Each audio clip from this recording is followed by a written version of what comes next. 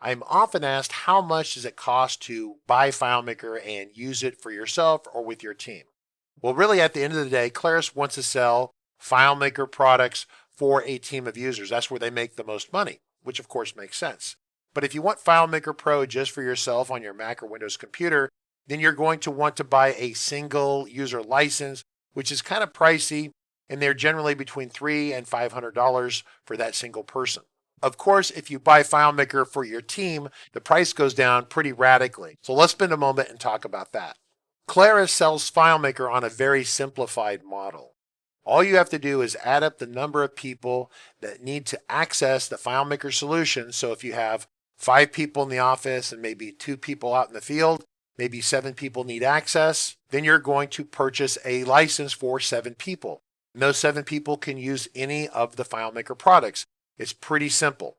So you don't need to worry about buying 1 or 2 servers and then so many copies for Mac and so many copies for Windows. That was how it was done 20 years ago. These days, things are much simplified. All you have to do is add up the number of people you have and then purchase for that group.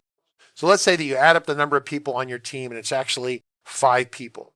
You need to be able to name those people. Fred Smith, Tony Jackson, David Castillo, Henry Moserman. You should be able to specifically name these people. That's an important part of this licensing.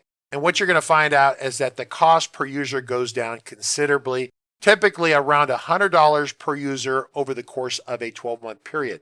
So this is what Claris calls user licensing. You can identify a specific number of users and you actually have those names. And if you were pressed to provide Claris with those names, you could do that. Now there's an alternate licensing model which Claris calls concurrent licensing. And that's where you have, say, a larger organization. Maybe you have 50 people in the organization, but really at any given time, only 10 of those people need access to the solution. Well, in that situation, you could buy a 10-pack of concurrency licensing, which means that those 10 people don't have specific names, and we really don't care who they are, but it's limited to only 10 people at any given time. Now, concurrency licensing is more expensive. It's typically about 3 times the price of user licensing. So concurrency licensing only really works if you truly don't know the names of some of the people, or you have a very large group of people, but they only intermittently access the data.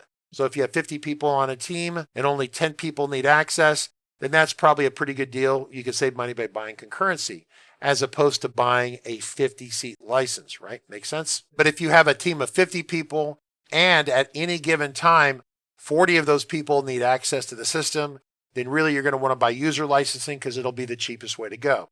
Now this can be confusing. Frequently the best way of understanding this is talking to a licensing specialist, and they will be able to walk you through and give you different quotes based upon concurrency or user licensing. One additional thing to consider is whether you're going to purchase an annual license, or better known as an annual subscription. This is where you pay a reduced amount every year. And if you don't pay for it, well, then you have to uninstall it. It quits working, right? And that's an annual subscription. It's very popular with a lot of companies. It's like leasing a car. If you need a car, you lease it. If you're done with the car, you don't want the car anymore, you quit paying the lease, you turn the car back in. That kind of idea.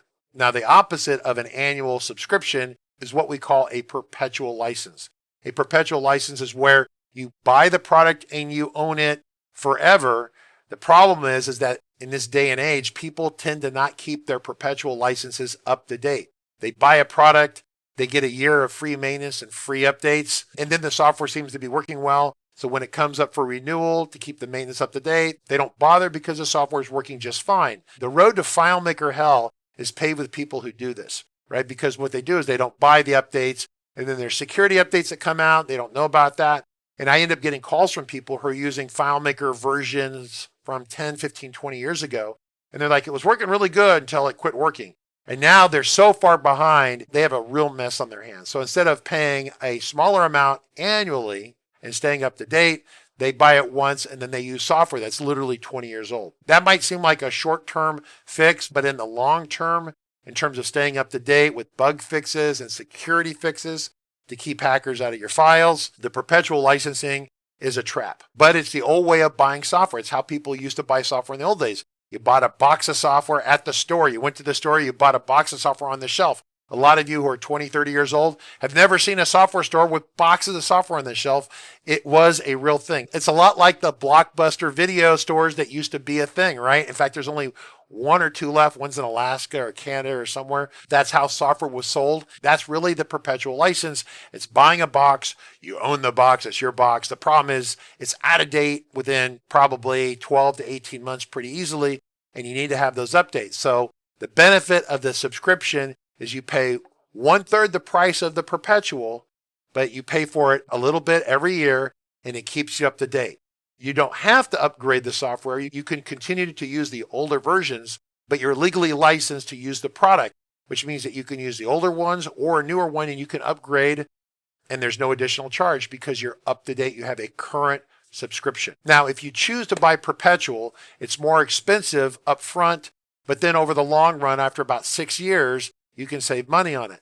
Keep in mind, with a perpetual license, you're going to want to pay an annual maintenance fee. The annual maintenance fee is about 20 to 25% of the original cost of the perpetual. So which one saves you money? Well, really, if you're evaluating FileMaker, you're just getting to the FileMaker platform, you're not really sure if you're going to want to use it for a real long time, then doing the annual subscription is by far the cheapest way to go. On top of it, with an annual subscription, you can buy 2 or 3 or more years at a time and even save more money. The annual subscription is really the way to go. I highly recommend it.